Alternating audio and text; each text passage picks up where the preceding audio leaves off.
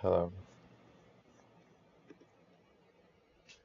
Um, I was just had a little brain blast and rant about music theory, so I wanted to talk about it on here.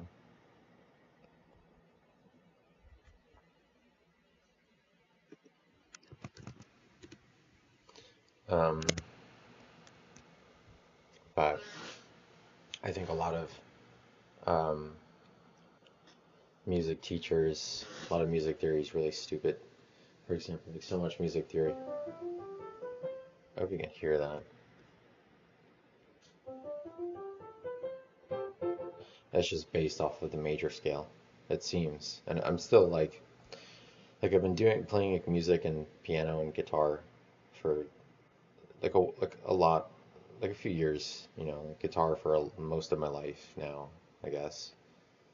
Um, and like on and off piano, but even then it's been on and off for a while. But um, you know, I I just so I haven't like done like really extreme study into music theory, but like I know things like mi minor, major, sus2, sus4, um, major seven, minor seven, diminished, augmented. Like I know that stuff in modes, whatever. Um, yeah, and like different chords on guitar and playing different songs, different stuff. I know like a bunch of terms and all that shit. But what drives me fucking crazy is stuff like notation, music notation, sheet music. It's ridiculous. It's total nonsense. I don't understand why we have things like key signatures and sharps and flats. Um, it's stupid. It's really dumb. There's a concept, for example, uh, in music theory called enharmonic equivalence, which is like you could have an F, right? This is an F on the piano, right? And this is also an E sharp. You know, it's technically also an E sharp. And I think there are certain situations where you would call it an E sharp. Maybe it's not super common, but you sharp the E. It's an F. So it's like why not just always call it F? And then you have an A flat, right? A flat is more common. It's also a G sharp. It's the same note, right? And that's based off of like the key signature that you're in, right? Because you can be in like G, you call it like G flat major or something. Um, there's some reason why you call it whatever. Um, like if you're in C minor, I think this is what it is. Like C minor, C, D, E flat. So you take the E, the third degree of the scale, that's an E, and you flatten it. You know, half step, it's E flat. That's what you name it as. But uh, you wouldn't call that D sharp, right? Even though that's technically correct too. You can be a D sharp major, whatever, or it's also E flat major.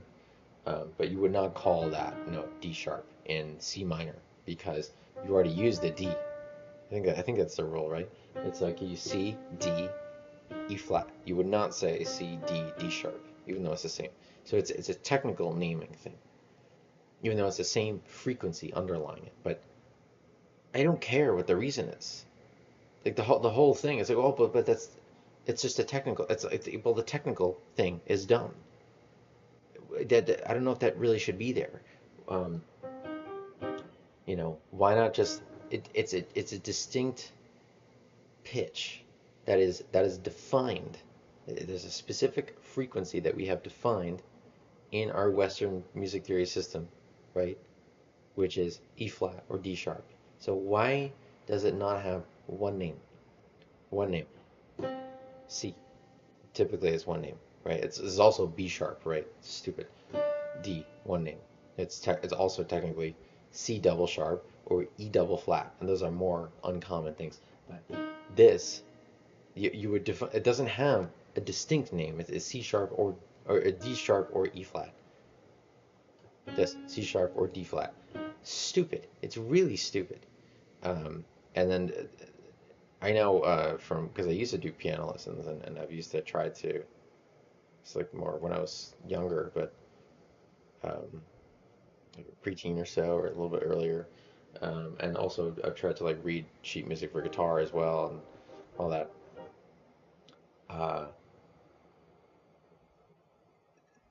Dealing with like key signatures and accidentals it's a fucking headache, man. It's really annoying because you can see on sheet music like okay, there's an F and then the key signature is saying okay, sharpen the F, F sharp, right? And then you'll have like the natural symbol. So it's like oh well this measure wants me to play F natural, right? Um, but there's all sorts of like things that can make you think of that can make you think of as a musician or somebody that's learning. It's like, well, is there something about F sharp that's related to F? No, there's nothing about F sharp that is related to F. The only thing about F sharp that is related to F is that it's a half step above F. That's it. But then you could say, okay, well, it's closer to F, maybe, right? But then G is also decently close to F, and so is E, right? But if you think like, well, E is like a distinct note, but like F sharp is not a distinct note, like it can be confusing to people. And then also like you, you think of like the setup of the piano, where it's like, oh, it's like the black keys are like a distinct set of keys. It's like they're not a distinct set of keys. It's just you think that they are because visually they're separated on the piano, and then they all have funky names. It's all F sharp, G sharp, A flat, or whatever. It's like oh they seem like more complicated or something. So I'll deal with that later. I'll just stay in C land, you know, or like A minor. So I don't have to think about that stuff. And it's like it's bad for learning because I don't think that it gives you a sort of like key or scale or your note maybe agnostic view of what music is. And I've been thinking about this for years, and I haven't devoted as much time as maybe I would have liked or as I could have to really trying to hammer this all out. Like I had tried to hammer it out, and I kind of got lost, and it was hard to like figure out like where to go next. But as I've gotten older, I've gotten into like different like ways of thinking, like logic and computer programming as well. Like I was a professional software engineer for a few years. Excuse me, and I don't even like saying excuse me when I break something, but I hate it when people do it. I hate that word too. It's a gross word. Um, but you know, there's sort of like things that you can think about, like systems of logic, um, ways of organizing knowledge and information, um, organizing like a discipline, like how to write things in like code or in a diagram more clearly, so it's easy to understand, right?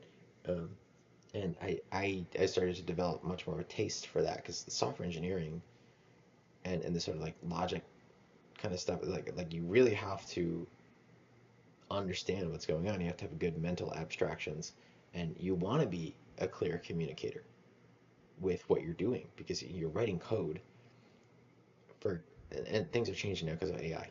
But when you're writing code, it's not just code that has to work. It's also code that other humans could read. And maybe it's just you, but it could also be other people if you're working on a team. If it's open source code, if you know what that is, it's just kind of code that anybody can sort of read and contribute to. They can add their own stuff and edit things, fix things that are provided like people kind of like generally approve of it or whatever. Um, but yeah, like other people can read what you're writing. It's not just something that has to work. Like you have to be able to like write it in a way that makes sense write it in a way that's not total nonsense. It could like there's a functional aspect to it too, where you can write it and you can screw other things up and whatever. You know, it like appears to work or whatever. But the important part is that if you want to be good at that, at least what I started to uh, like how my mind started to change about it was I started to think that you really needed to have good mental models of what was going on in the code and what's going on with computers and the technology that you're using, um, and that you should be able to like fit everything in your head, not have it be too complicated, not have it be a total disorganized mess, and not be one of those people that's like, oh yeah, that thing is like that thing's over there, behind the cabinet next to the red whatever. It's like no, everything is in its proper place. Your kitchen is organized. Everything's clean. Everything's clear. Things are labeled. Stuff like that. You maybe get a little crazy with it, but like if you're running like a really swift operation, that stuff kind of makes sense, right? Where your kitchen is clean, it's organized, you have the proper maintained tools, you know where everything is, um, everything is in a sensible place, all the knives are in one place, or like if you have a station that's for chopping and cutting, the knives are right there. They're not in a closet down the hall. It's stuff like that. And I think music theory suffers from that. It suffers from a lack of that.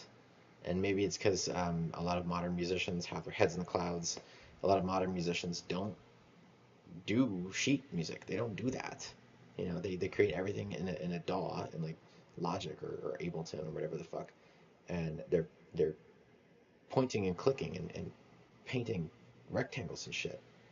And or they just kind of like they're much more like a natural musician, or like they don't really think about this stuff. They're focusing way more on the words, and it's kind of like humming a melody. It just kind of comes to them, and they just know a few chords on the guitar, and it's kind of it. And like I don't know, I don't really like all that technical stuff, and that stuff annoys me a little bit. But maybe I shouldn't be annoyed by it. But um, I think like now we have this sort of problem where we don't really see this evolution, and I don't have much experience in like the classical world, but maybe there's an issue there where I, I'm just thinking this is just stuff that's like that's coming to me, but maybe there's an issue there where there's this attitude of like, well, you shouldn't complain about sheet music because if you are, then maybe you're stupid, or maybe you're not talented, or maybe you're just not cut out for this sort of thing, and you'll get used to it, and if you're not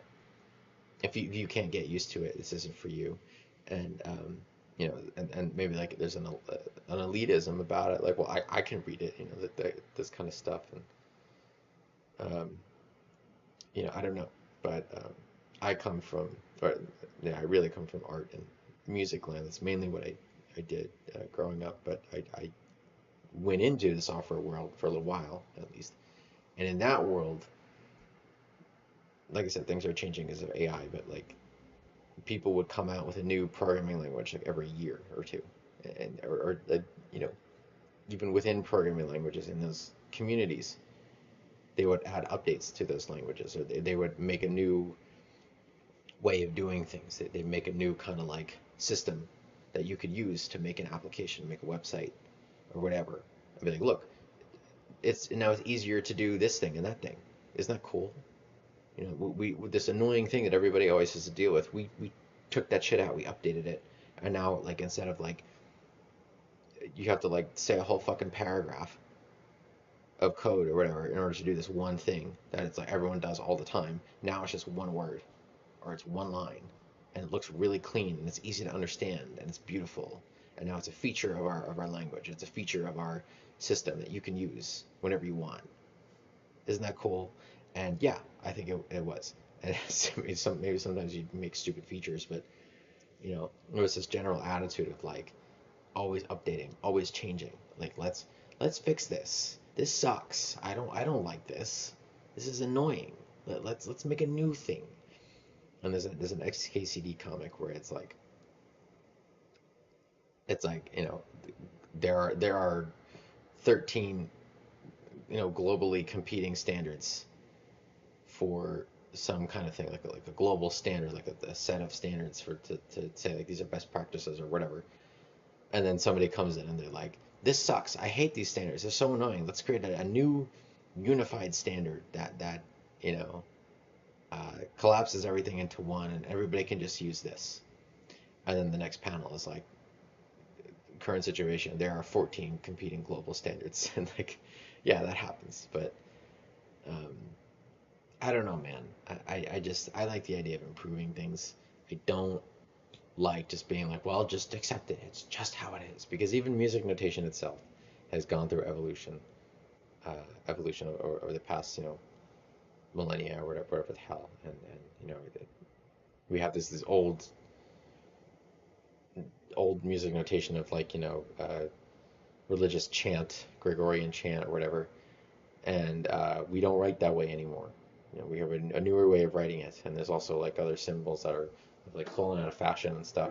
So I think we should probably not stop, and we should keep updating and understand that there should be much more of a living standard where there isn't necessarily like this is the way to do things now. It's like, okay, well, it's just like, I don't know, just update things over time. It's okay, you know. You don't have to create an entirely new language. You can just add new features and say like, don't do that.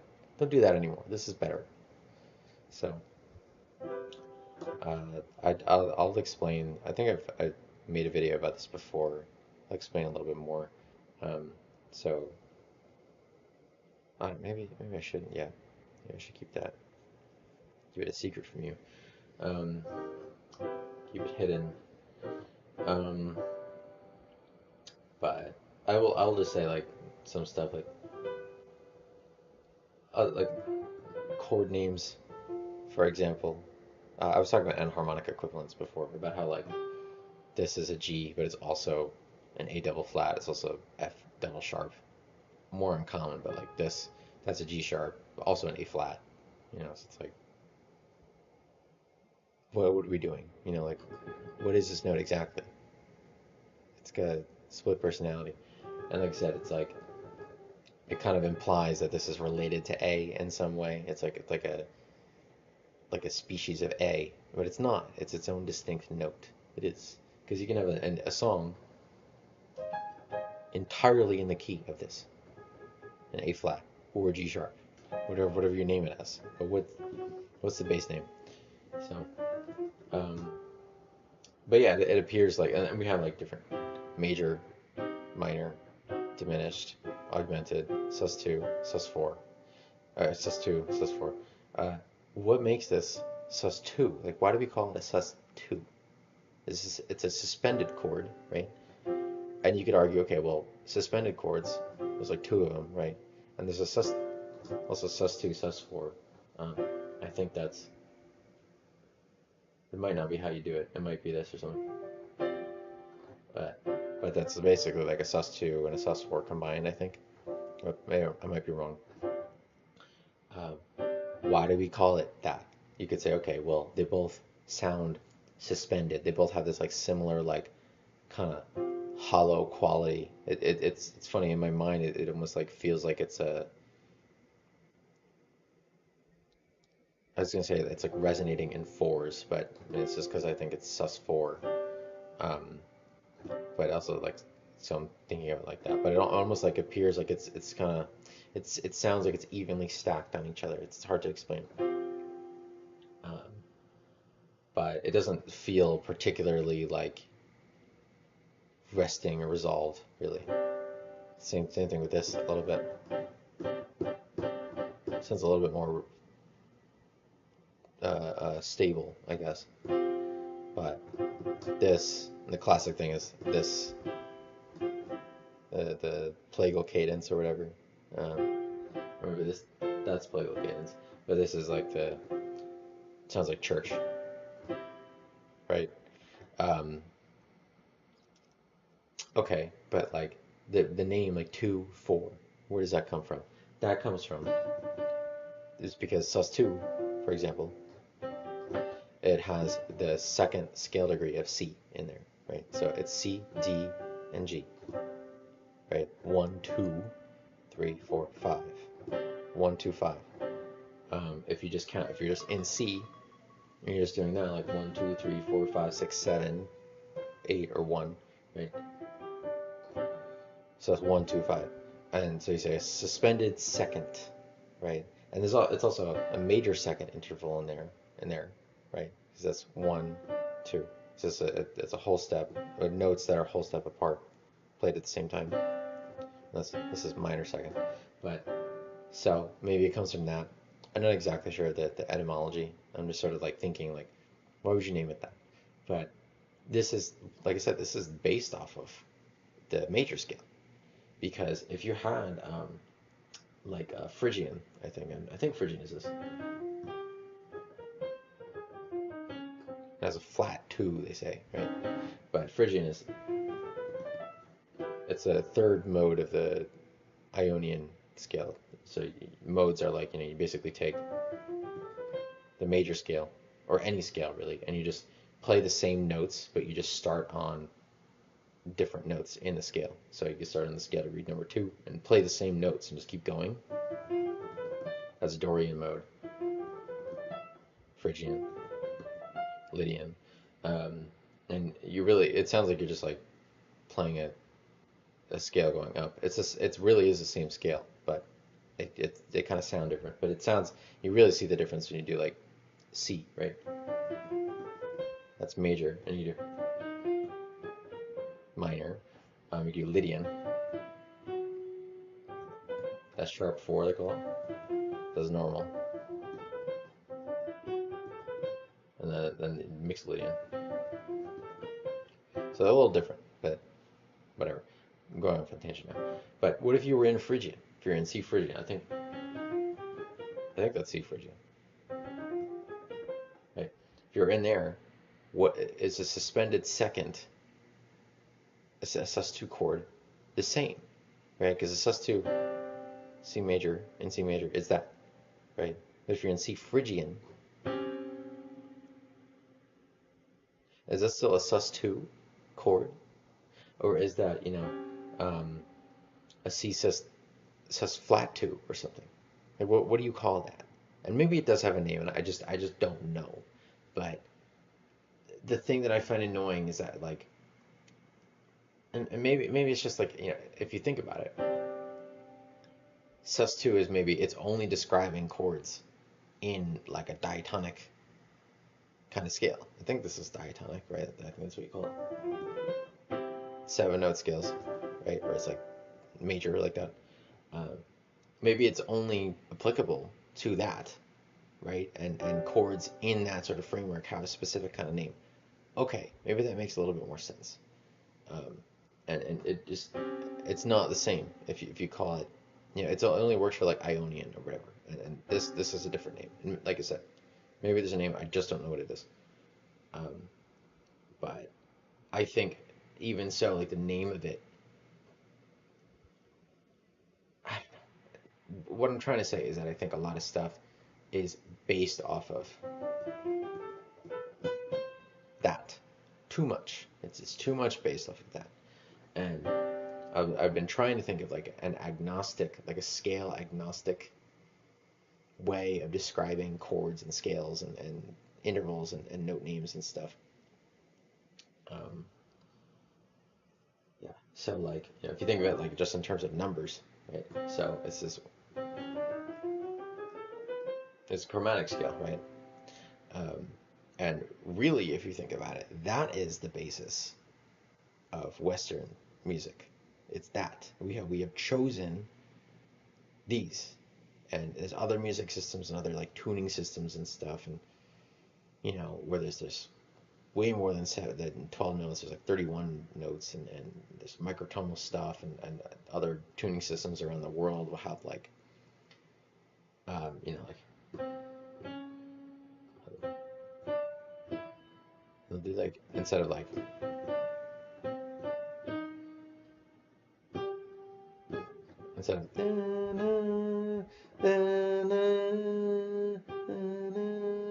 they'll do like in between, right? it'll sound that way or something. But they have their own pitches and stuff. And maybe if you grew up in those environments, it would make more sense to you. Maybe it's a biological thing. Who fucking knows? That's controversial. But um, I still think that even if like you have, these are the notes that like either sound good to us or just what we've chosen. Um, I still think we should think of it in like an agnostic way where it's based off of this, the 12 note system, not the 8 or 7 note system. Not that. That is a scale that is a subset of this. C major is they're notes that are in that chromatic scale, right? But the chromatic scale is everything because even if you're playing a song and like C major or something, people will do little half fills and half step fills and stuff.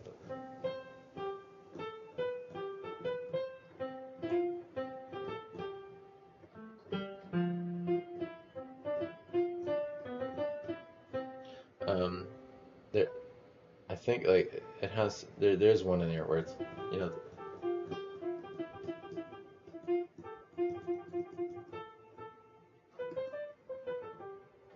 I don't think it's not part of the song. This is something like my old friend used to do when we were kids. But then they go up here,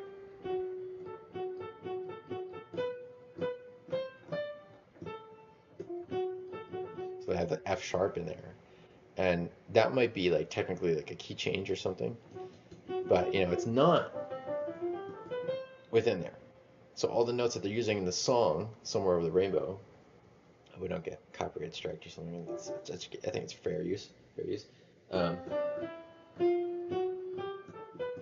that's is it an 8 note scale? Is it just it's just a passing tone or whatever they call it? They're playing outside. They're doing a key change. Um, like what do you call it? Like what do you do? And I think like um, there's ways of describing it, but it's just kind of weird if you're just like, well, yeah, you're in C major, and I guess it feels like C major, but you're technically like moving out of it for a little bit, or like adding this new color, going somewhere else, and I don't know. You can create like a theoretical system that's based off of the perception of how it feels to you, or you can create something that's like it doesn't even consider any of that shit, and it's just numbers on a screen. Like shut the fuck up. You have your own emotional experience or whatever, but the way to describe this in cold hard numbers, a grid on a piece of paper, is this.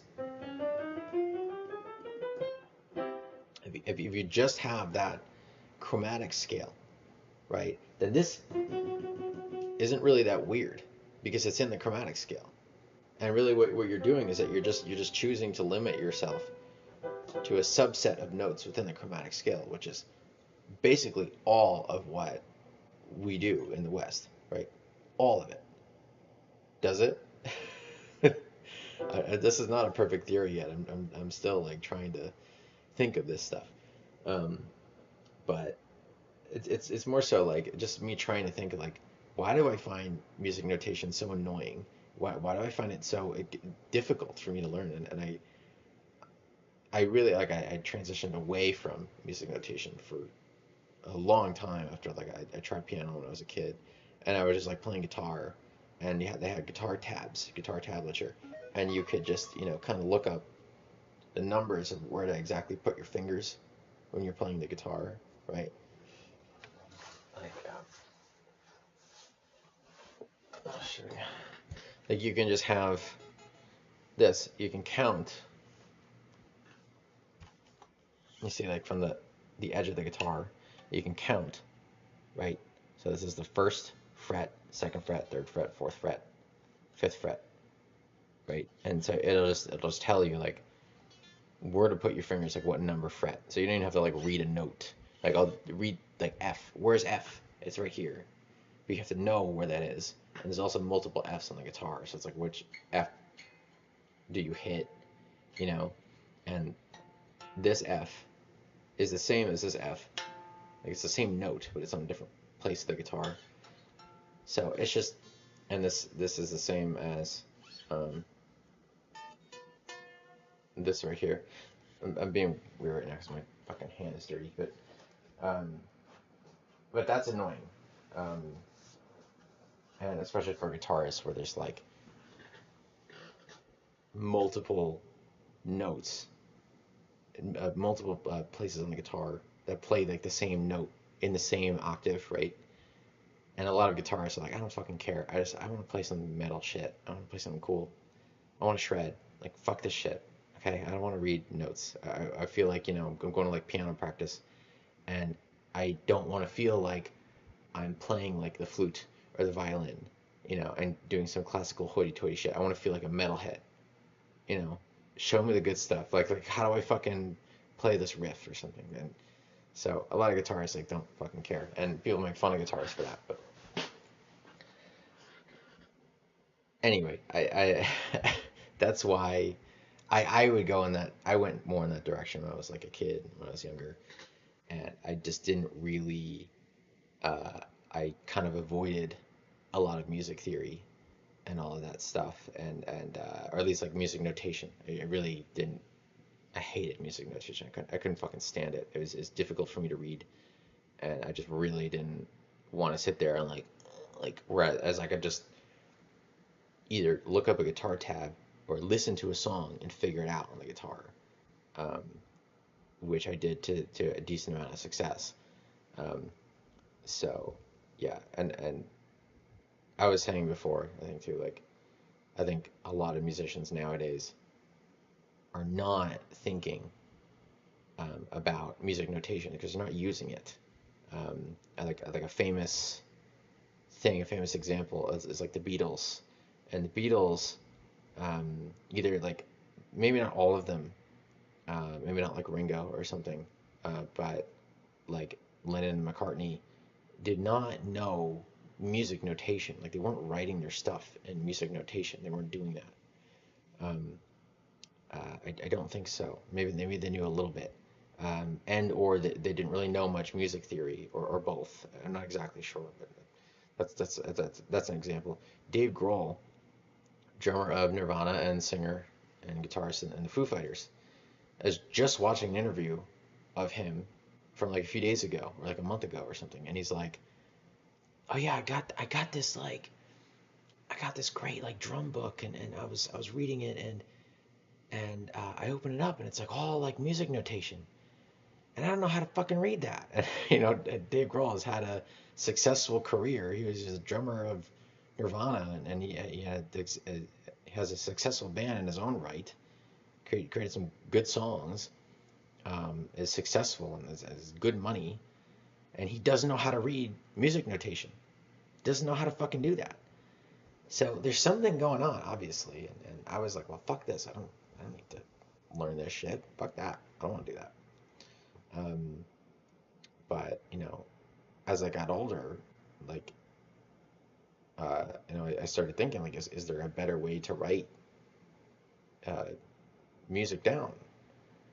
Because we can record it and we can show people like, you just put your fingers here, but a piece of notation that can stand on its own without a recording, or music exists in written form, you know, like obviously people that we have ways of doing that. You can buy sheet music, for different kinds of instruments. Um, but is there a way we can improve it? And even like just not just music notation, but theory too, um, where you just take these weird idiosyncrasies like an harmonic, excuse me, and harmonic equivalence, or how do you fucking name a chord? You know, like this is a C major chord, but you call it like you write it as like C, right? But this is a C6 chord. But like, is it like C major 6? And what if you do this? What is that? It almost sounds like a half diminished chord, but it's not. That's a half or that's a fully diminished chord rather, and that would be half diminished. But and also almost sounds like slightly augmented too. But and what's that? Why do you name that? And like I said, there's probably a way to name it.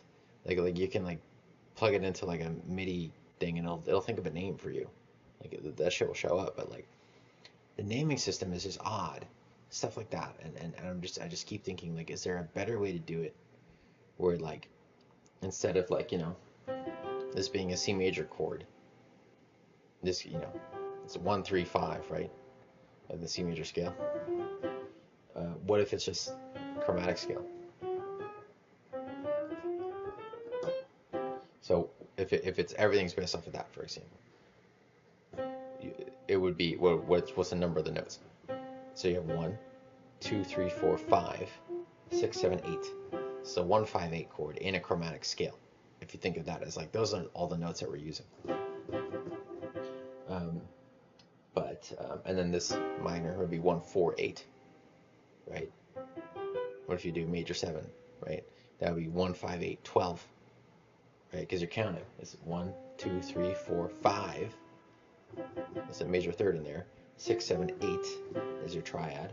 8 9 10 11 12. But you're doing major 7, so a half step lower.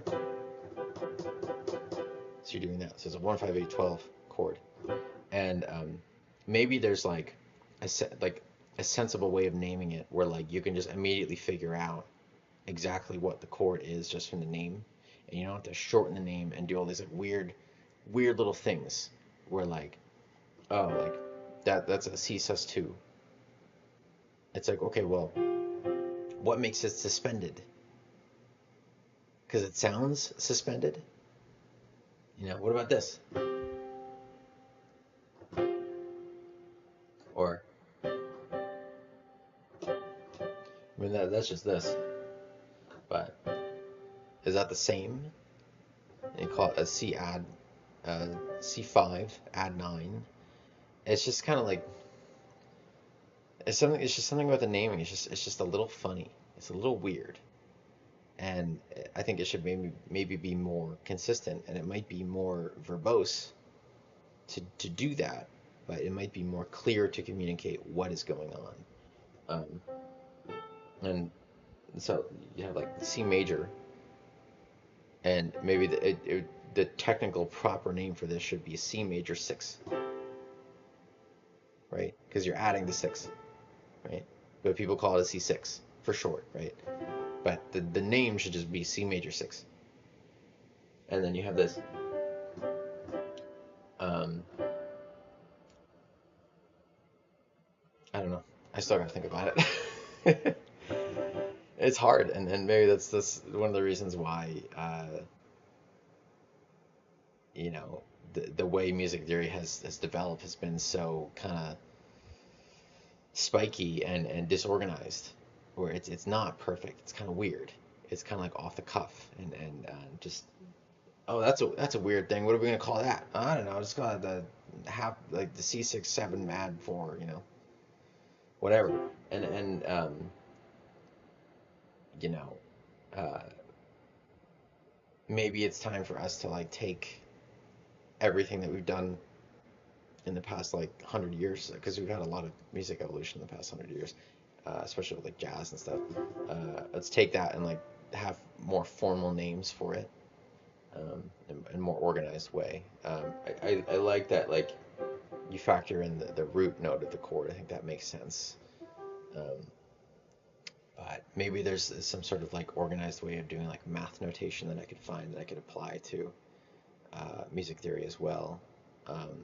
And maybe it already exists. I know there's like scientific pitch notation, for example, and maybe I can glean some things from there, or take some things from there, and I would like it more.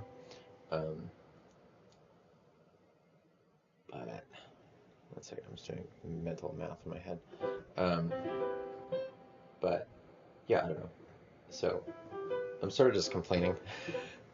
There's some ideas I have, and or one idea, and I'm not sharing it. Another thing that I don't like is intervals. So this is more to talk about there, but people will talk about like, well, this is not a chord. That's not a chord. This is not a chord. That's not a chord because I'm only playing two notes. But psychologically, and this is where like it's not. I'm not perfectly sticking to like logic here, but like uh, I still think it makes sense. I don't know. Um, Numbers are already used in too many other notation things, like with scalar degrees, IMO. Yeah, I mean, yeah, obviously we use letters. I thought of like doing things like using Greek letters. Um, like we do use that in math, like, but it's kind of annoying to like say like alpha, beta, whatever. Um, the obvious thing you could do is you could just use more letters. That's the thing. Yeah. So a song in the key of H, um, which I don't think is that as crazy as people might think. Um, but um,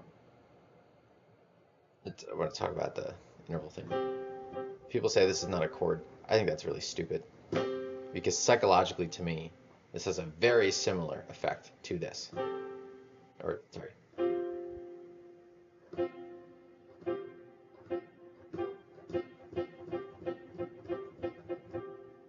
you're just adding the five, right? But the dominating factor of that really sticks out, like the prominent feature that gives it the effect that it has is that four interval, right? 1 4, right? So I think it's really silly to not call that a chord because it's psychologically the effect it has on me is so similar to this.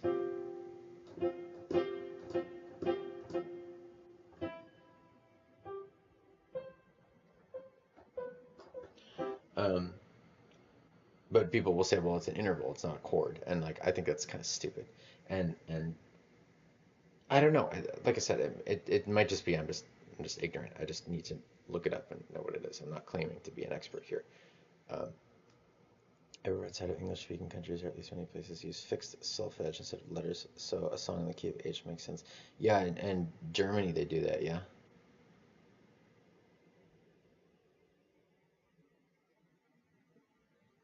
Like what is it? It's like they repeat, like when go up an octave, it's like they don't repeat the note or something because they're trying to say it's like it's an octave higher, something like that, right? Um, but yeah, what if you added more? Song in the key of I or K. You could do that. It's mostly just to get rid of enharmonic equivalents because I think they're fucking stupid. It's really stupid to just read music notation and to see like it's an A, but really it's an A flat. And like I said, I don't have enough practice with doing music notation. But like, why make it more difficult for people who are learning? B equals H. Is that what it is?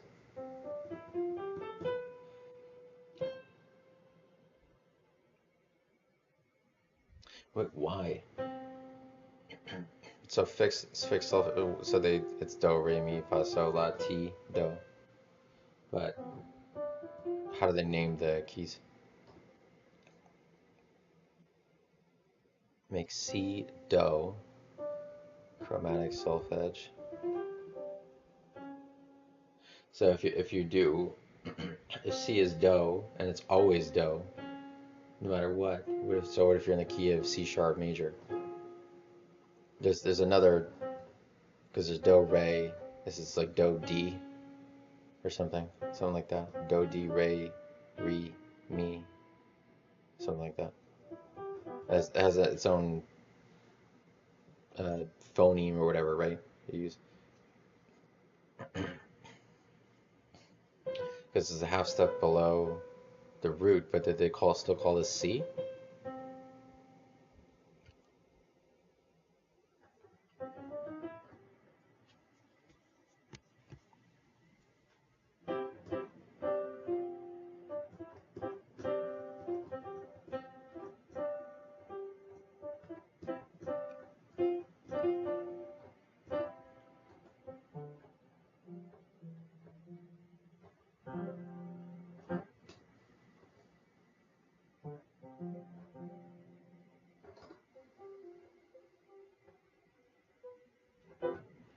Um, yeah, but I don't know. There's other issues like if you have a chord like this, what do you call that? It's C major 7, and then you throw in the 2. So it's a C major 7 add 2. And how do you really decide what the name is? Is it based off of how, the psychological effect that it has on you? Because it sounds major 7 E, right? But then why do we have this as its own distinct class? Um, the same for this. What if you do this? C minor 7 add 2. But why is this not the dominating factor? And maybe it's psychology, but I agree. And no clue to the extent of my no name knowledge. Yeah, there's more that I don't know. I'm not claiming to be an expert here, so maybe I shouldn't be speaking like this, but I'm just talking about um, things that I've been thinking about for a long time in terms of music theory. Like why is this the way it is, and it's really annoying. And is there a more organized, sensible way to talk about it? And also, like, is there a way to organize this music theory to make sense for uh, any set of pitches that we could define as well? Because there's like 31 Edo and stuff, and there's different sets of pitches that different music systems can use. I was explaining it before, where like fuck, I have to apply to something before the hour is over, so that's what that alarm is. They'll do like and do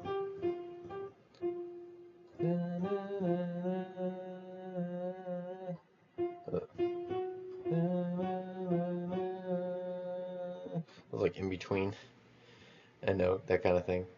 I think I already did that, but um, so is there a way we can think of something agnostic to any set of pitches that we define as like this? These are the pitches that we're using.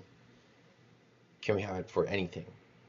And there's a YouTuber on here, uh, Zayana Arose. Um,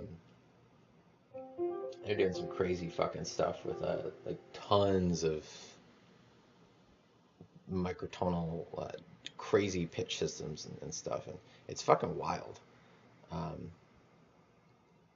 so we can learn something from that too, because I think they're just they've got so many um, different like experiments that they're doing on their channel. So I wouldn't be surprised if they thought of their own kind of ideas as well for things. Pop rock musicians, Pat. Yeah, yeah, and a lot of it is like based off of like classical music and stuff and all of that. But um, I mean, you have like stuff like jazz, um, where they're doing crazy stuff.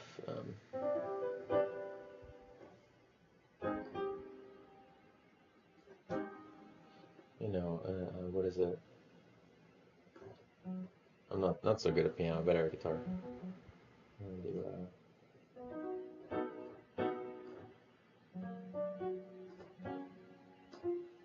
like it's constant key changing. Like I'm not super fast on it.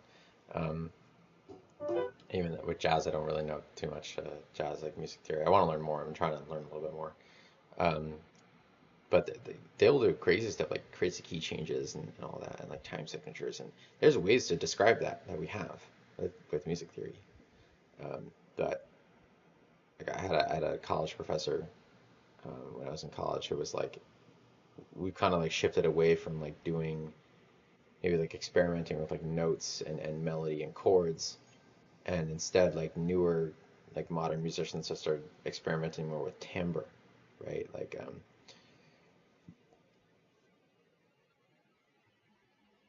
if something sounds like a major 7 chord. Yeah, and this is like the trouble, because like you could say, well, this is like what the vibe is, right? But is that like super scientific? And I'm not the kind of person who's like, well, we shouldn't factor that in because obviously, like, there's something to that, right? Right, where like it seems to have like a similar effect across the board to a lot of humans, and the context can change things. Where like you don't like this sounds like nice and kind of spacey and nice and airy and sophisticated, but in other contexts you might not even notice that it's there. I think like you have situations like that. Something like a minor seven. I think I've seen that or heard that before, where like you have a song and you don't even notice that there's really like a major seven there. It doesn't sound like jazzy or anything. It just kind of fits. Um, but so there's that aspect of things too, and obviously like major has a different vibe to minor, and like a lot of people agree like it sounds happier, brighter, more optimistic, that kind of thing, and it sounds gloomier. There's something about that, right? And so you could argue, well, maybe that's where a lot of these names come from, these classifications come from.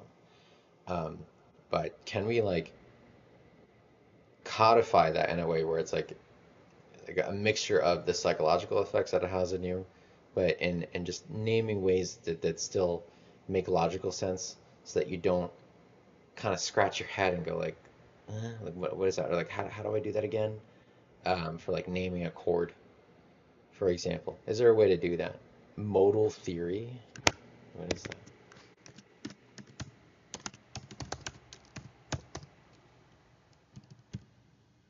I'm procrastinating on an application. Modal theory.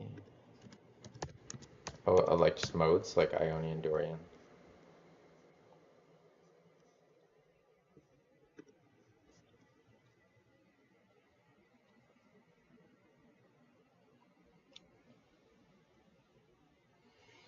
Yeah, I mean, it's still just based off of, I mean, the basics is still just based off of this. But you can have modes of other scales too, like the harmonic minor modes.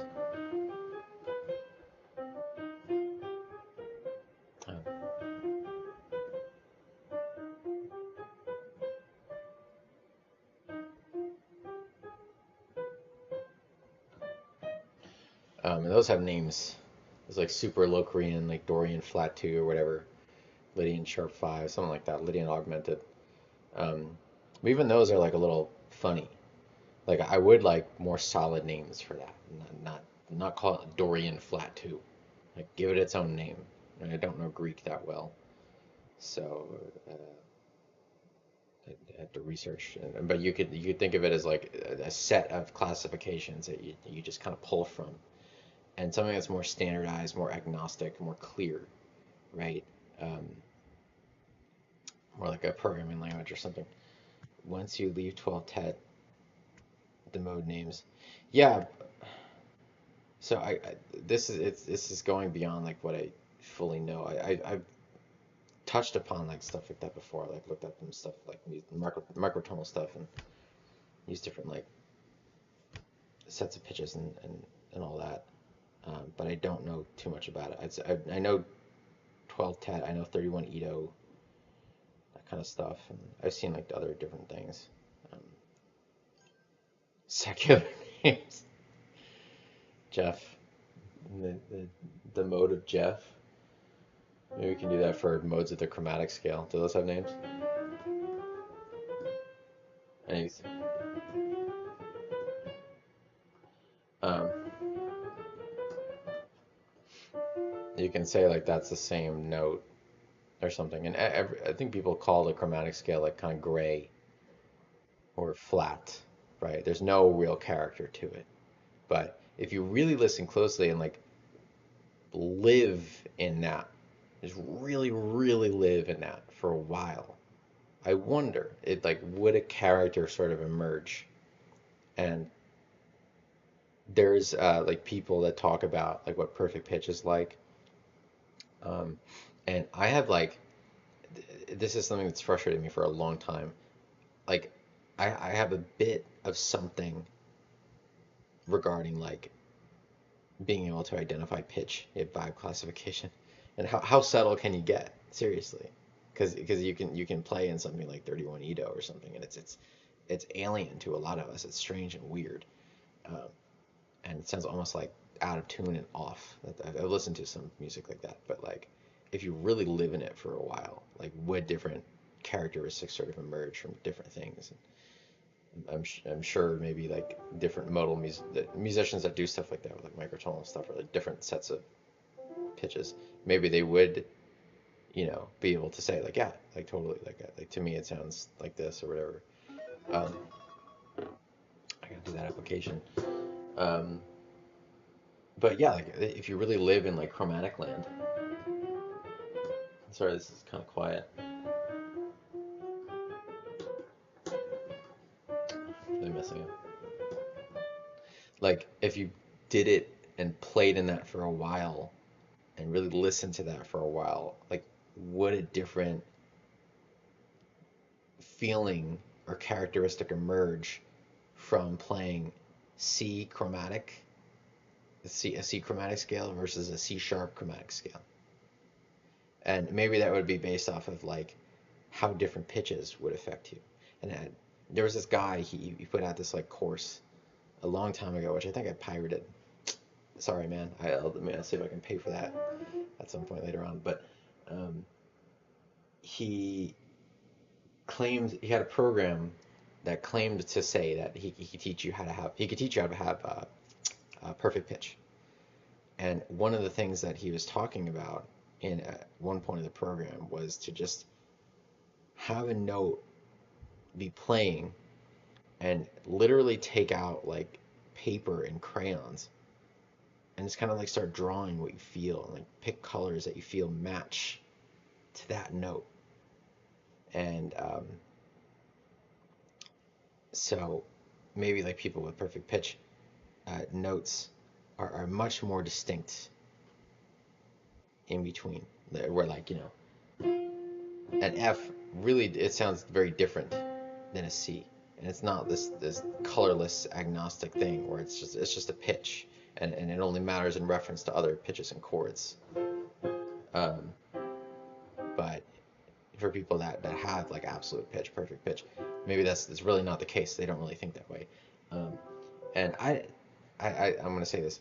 I have like some kind of thing going on with pitch. It's not like this kind of thing where I instantly just know like, oh, that's like an A flat or something. It does take me a while, um, and I have like reference pitches in my head, but I am able to play back music in my head in a pretty detailed way generally, and it sounds like the recording. So if I know what the key the recording was in, I kind of use that to be like that's what that note is.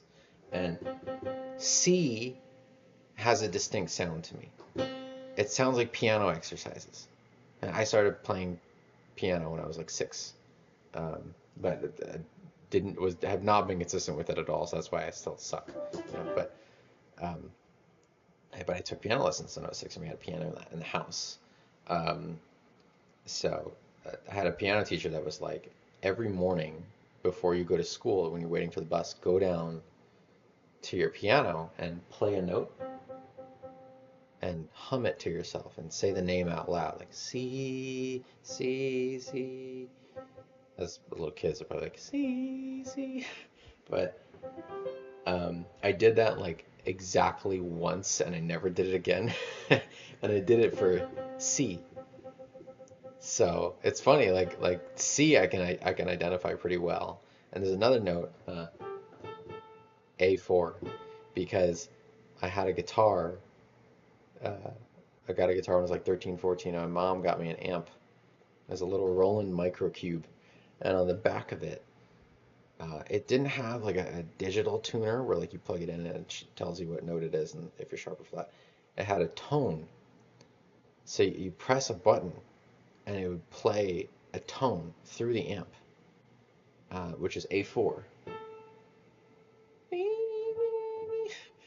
And I did that so many times to like tune my guitar because it just played A4 and you have to like tune your A string and then you tune the rest of your guitar like through like the harmonic trick or by ear or the fifth fret whatever. And I did that so many times that I started to remember that as well. So I would like hum that to myself like I was like tuning my guitar, that kind of thing. And it does when I hear A like that, it does kind of sound like that. But in the context of a song, I will miss it. Like I don't fully know what it is. Um, Even with C too, I will hear it in a song and I'll be like, is that C? But I don't fully know. It has to like write on a C chord or something, and then I'll be like, I think that's C, and then I'll be like, yeah, okay, I think that's C. B flat. What is it, saxophone or something?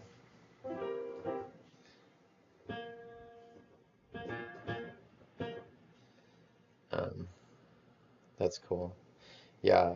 So, but I will report for me. This is an aside. I do that a lot, but um, maybe it's because when I was a kid, I really wanted to be one of these kinds of people.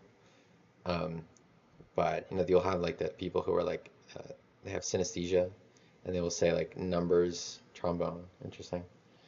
Um, and a lot of that is by ear, right? Where you have to really,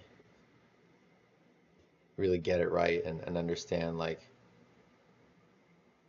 exactly where to like, because it's infinite, right? You can just kind of like, that kind of thing. Um, that's wild. Same with violin, you gotta really get the intonation right, fret this bass. But for me, like let's say like for people have synesthesia, numbers will have colors, like letters will have colors to them, like four will be yellow or something.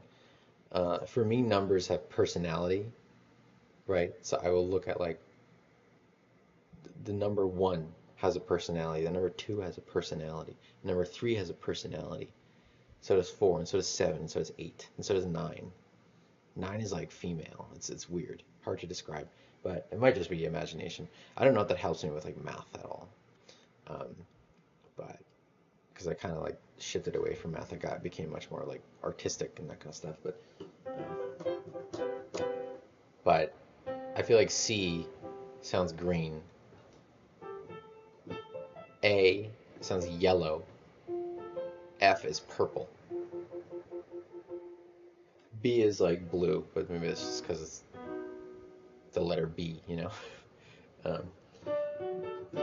D I always think of as like dark. Dark D is a very dark key to me, but really on guitar and like drop D.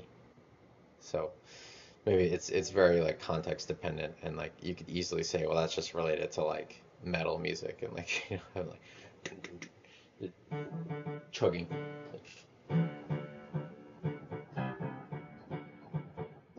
That's some shit. I don't fucking know. Doesn't sound that good on piano. Dun, dun, dun, dun, dun, dun, dun, some shit like that. Um, so I don't know. Maybe I have a bit of it.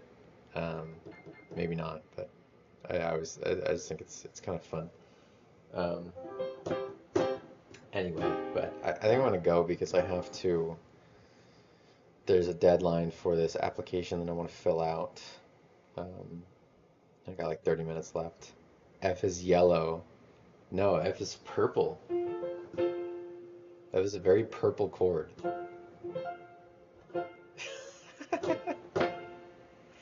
C sharp. I used to really like C sharp so much. Um,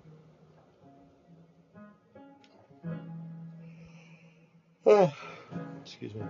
Um, that song, Passion by Utada Hikaru, which is the theme song of Kingdom Hearts 2. That's in C sharp minor. And so I liked that for a while. C sharp really stuck out to me. I would always do this like C sharp to A to E to B kind of chord progression on the guitar for a long time.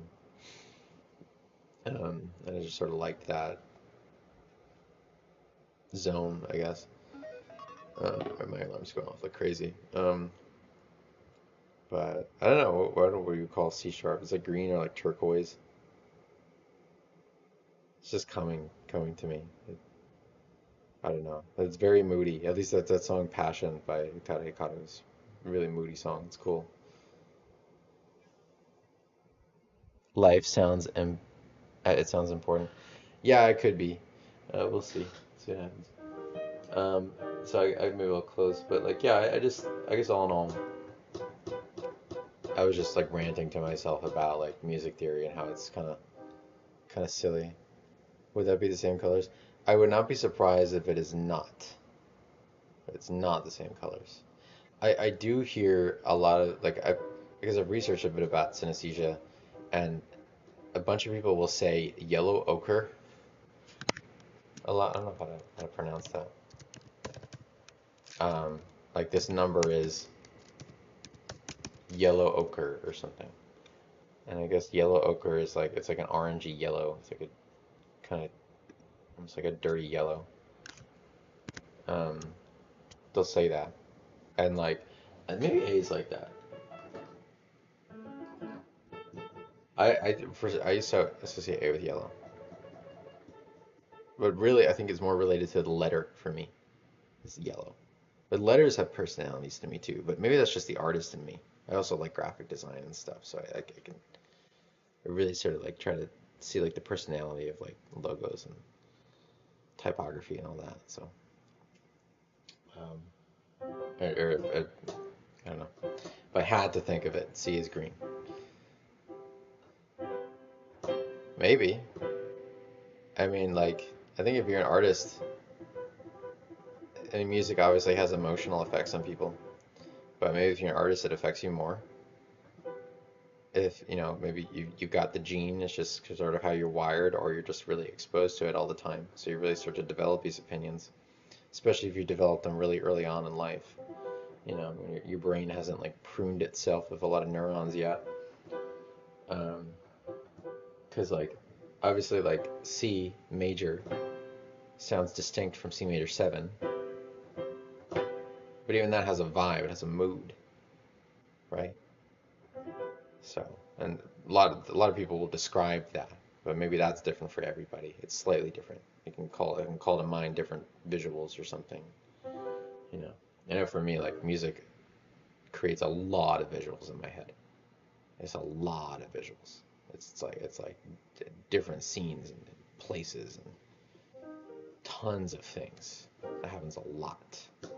Um, so maybe for other people it's not super visual. Maybe it's much more like touch. Like it makes them feel different things. I don't know.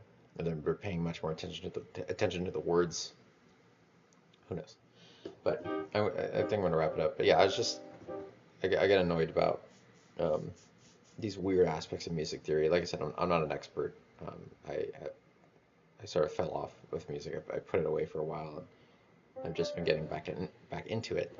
But I think um, I've been thinking for years that maybe there are better ways to describe things that are going on, things that are easier to understand, and if there is some sort of like agnostic way of doing, like naming a chord or like writing music down, as where you don't have to have so many like sharps and flats and like weird chord names and stuff, it might be more approachable for people.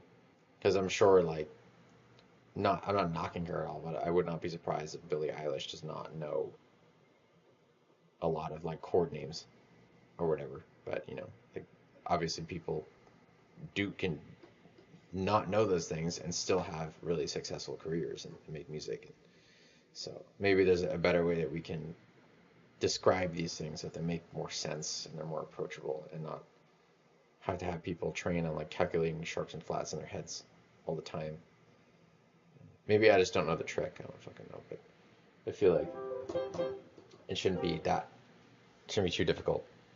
Like like the Korean alphabet, specifically designed so that like anybody can learn it and read it, and it's all phonetic, right? So maybe there's something we could do with music for that. Uh, we can do for music with something like that. So, thanks for coming out. I had like 8 viewers. That was fun. So thanks for the discussion, guys.